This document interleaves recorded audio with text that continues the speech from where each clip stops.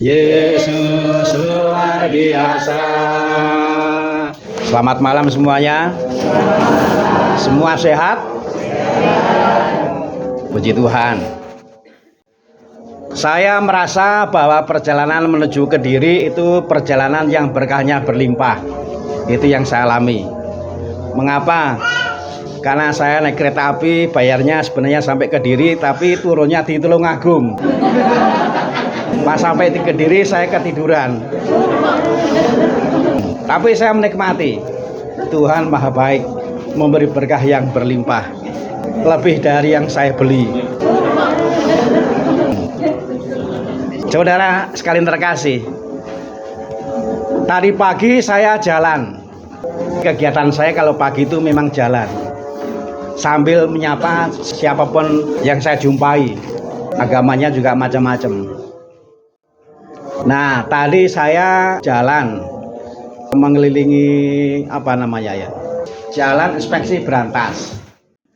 Yang saya perhatikan adalah umumnya sebagian besar rumah di jalan inspeksi Kali Berantas itu ada jembatannya. Betul nggak? Yakin? Sebagian besar ada jembatannya. Dan jembatan itu sangat bermanfaat karena itu berfungsi menghantar yang punya rumah menuju jalan. Tanpa jembatan, apalagi seperti Masila, akan susah untuk sampai ke jalan. Jadi ini menarik. Hampir setiap rumah ada jembatan. Saya renungkan mengenai kegiatan-kegiatan kita. Itu juga bagus kalau menjadi jembatan. Kegiatan-kegiatan kita bagus kalau kita modifikasi, kalau kita olah supaya semakin terasa.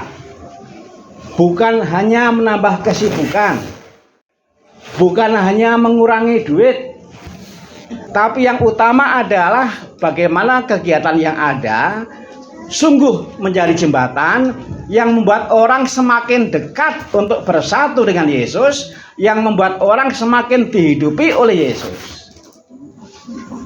Kita bersama gereja merayakan Yohanes Pembaptis. Di sini ada yang namanya Yohanes Pembaptis? Ada? Nggak ada.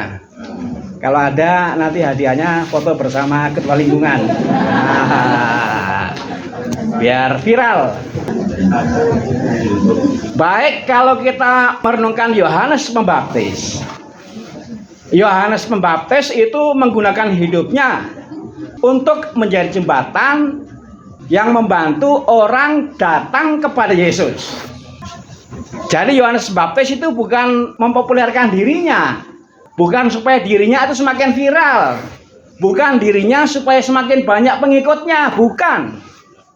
Yang dikerjakan Yohanes Pembaptis adalah mengusahakan jembatan supaya orang bisa sampai, bisa datang kepada Yesus. Dia yang harus kita sembah, dia yang harus kita ikuti. Saya itu hanya makelar, saya hanya jembatan. Saya ingat lagu Jubileum. Ada yang hafal? Saya senang karena ada temannya. Saya juga nggak hafal. Tetapi saya berusaha untuk menyelami bagian mana yang penting bagi saya. Itu saya usahakan. Dan saya tersentuh oleh lirik yang berbunyi, Putra Allah menjadi manusia, membuka jalan keselamatan. Bisa?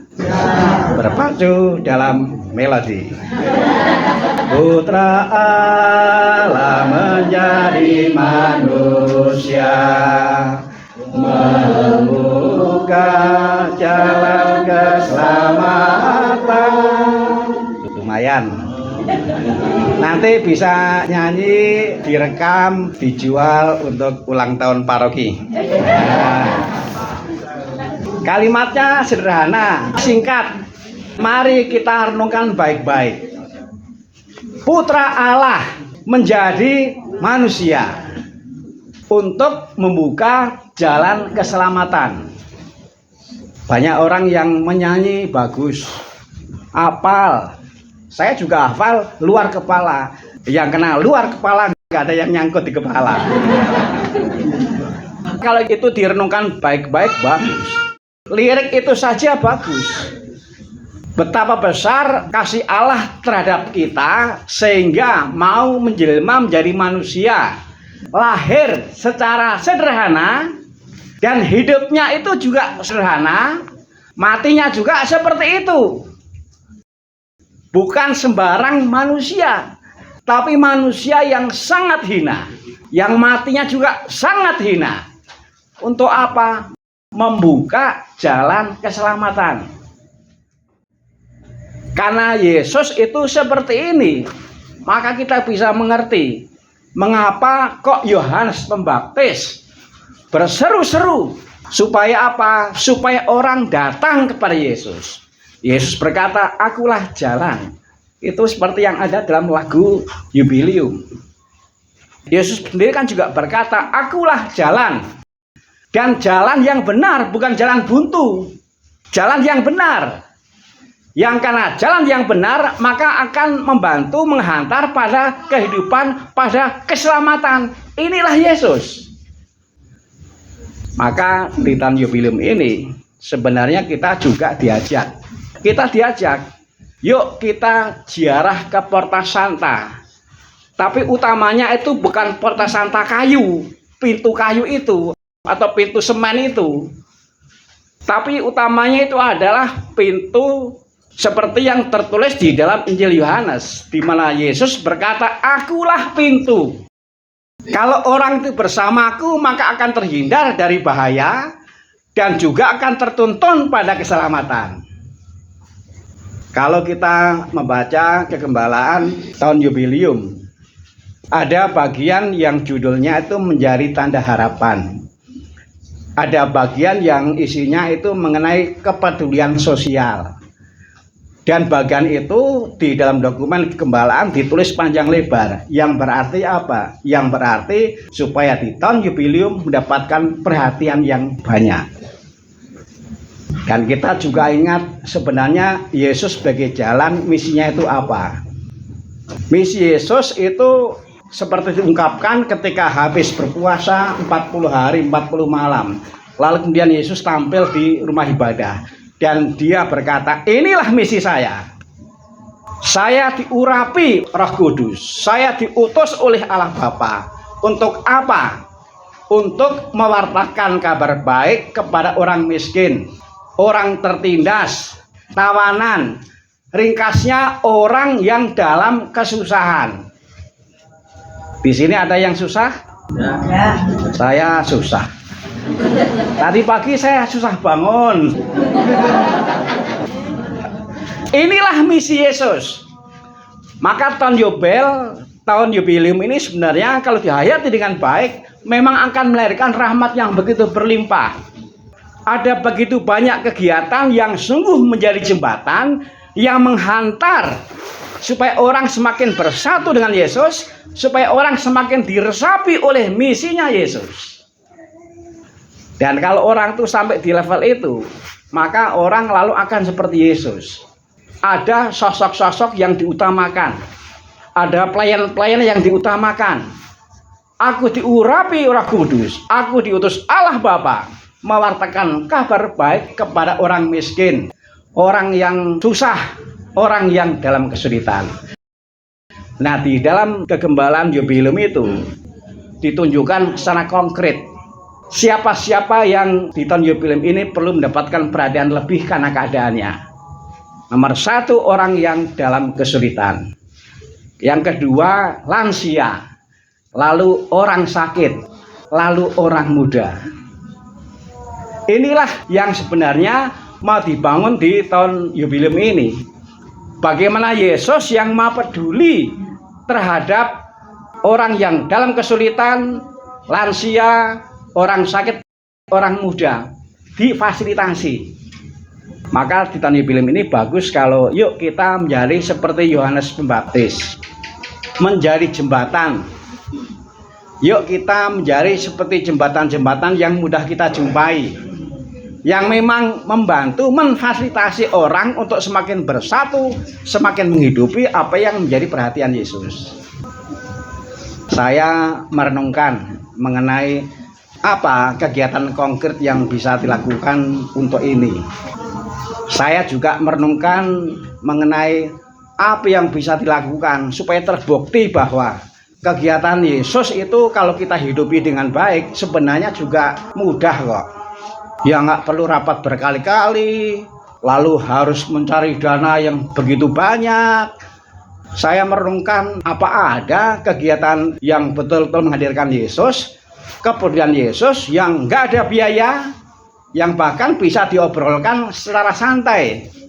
Ternyata ada, yaitu kunjungan.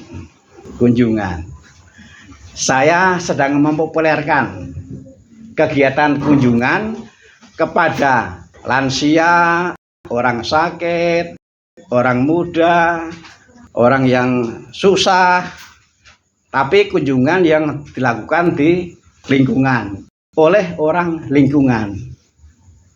Saya mempopulerkan, tapi juga sekaligus saya menjalani itu. Belum lama saya bertemu dengan anak SMP yang lulus. Lalu saya bertanya, kira-kira menurut kalian bahwa kamu bisa sukses, bisa berhasil, bisa lulus, ini jasanya siapa? Lalu anak itu menjawab, ini jasanya Bapak Ibu guru, terus jasanya orang tua, terus teman-teman, terus bingung. Untuk menyebut Tuhan bingung dulu. Memang paling mudah itu berpikir soal manusia. Lalu saya bantu, ingat itu manusia-manusia yang kamu sebut. Kalau kita bisa berhasil sekolah, itu juga kena jasa yang tidak kelihatan dan kita imani. Siapa kira-kira? Tuhan. Lalu saya bertanya, kamu sudah bersyukur belum? Sudah. Bersyukurnya bagaimana? Dengan berdoa bagi semua. Lalu saya bilang, kita ada di tahun jubileum. Kita harus menjadi peziarah. Kita harus menjadi orang yang berjalan kaki.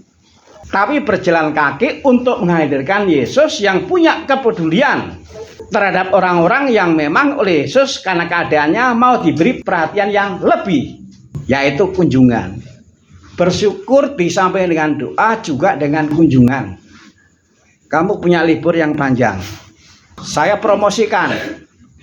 Yuk, luangkan 1 hari saja dari hari libur yang panjang. 1 hari saja untuk mengunjungi lansia, yang sakit, yang biasa dikirim komuni, orang muda, anak-anak yang liburan. Ayo, inilah cara kita bertahun jubileum. Tidak ada beban duit, nggak ada, gratis. Malah untung karena kalau kita berkunjung biasanya disuguhi. Kalau nggak disuguhi ya jangan pulang dulu. Nggak perlu rapat-rapat, nggak perlu sewa bis, nggak perlu. Saya merenungkan, wah Tuhan itu memang luar biasa. Karena apa? Karena untuk mengadakan kegiatan yang berarti, menghadirkan Yesus yang misinya jelas. Aku diurapi untuk menjadi warta baik bagi yang miskin, bagi yang kesusahan. Mudah, murah, tanpa biaya. Saya lagi promosi itu.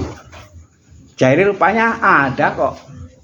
Maka yang menjadi tugas kita sekarang ini adalah bagaimana kita memeriksa, bagaimana kita renungkan mengenai kegiatan yang sungguh-sungguh bisa menjadi jembatan supaya orang itu merasa betul, wah saya dicintai oleh Tuhan.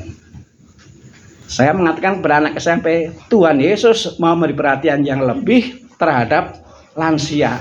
Tapi untuk itu kamulah tangan Yesus. Melalui kamu. Jadi kamu harus berkunjung. Kalau nggak berani sendiri, boleh bersama saya. Mau sendiri atau bersama saya? Bersama saya. Ya nggak apa-apa. Saya juga sudah promosi. Liburan ini saya akan mengagendakan. Setiap hari kalau nggak ada kegiatan pagi hari, ayo anak-anak yang mau ikut. Saya akan mengunjungi lansia yang biasa dikirim komuni, yang sakit di lingkunganmu. Ayo siapa yang mau ikut? Ketua lingkungan silakan. Yang mau ikut siapa? Ini cara sederhana.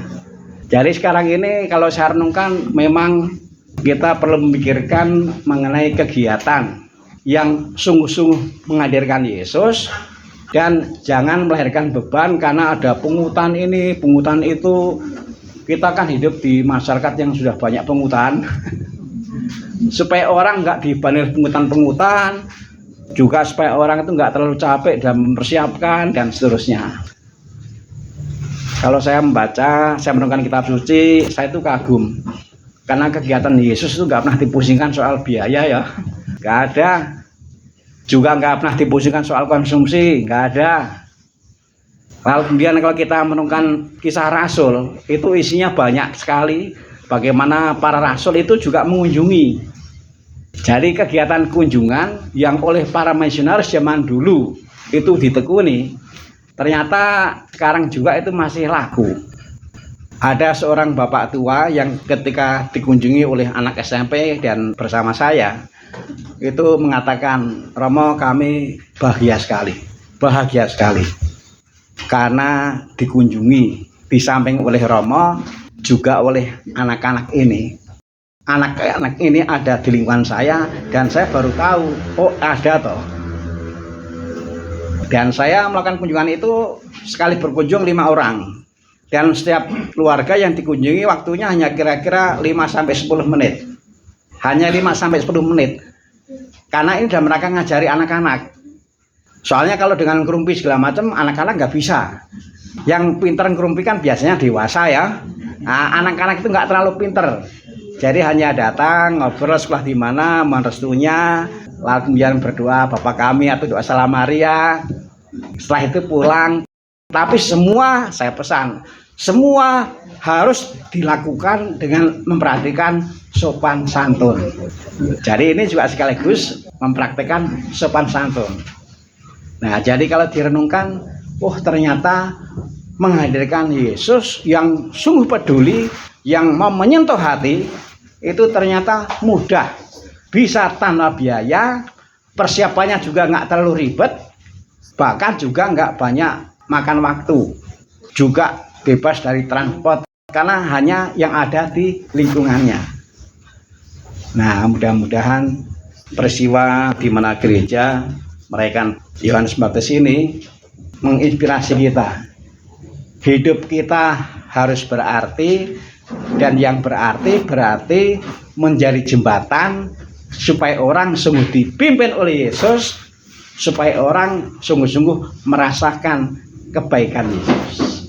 Yesus luar biasa, jalan serta Yesus, setiap hari, jalan serta Yesus, serta Yesus selamanya. Tadi itu baru pemanasan ya. Jadi dimulainya dengan Yesus luar biasa. 1, 2, 3. Yesus luar biasa, jalan serta Yesus, sertanya setiap hari, jalan serta Yesus, serta Yesus selamanya. Yesus luar biasa, jalan serta Yesus, sertanya setiap hari, jalan serta Yesus, serta Yesus selamanya. Umat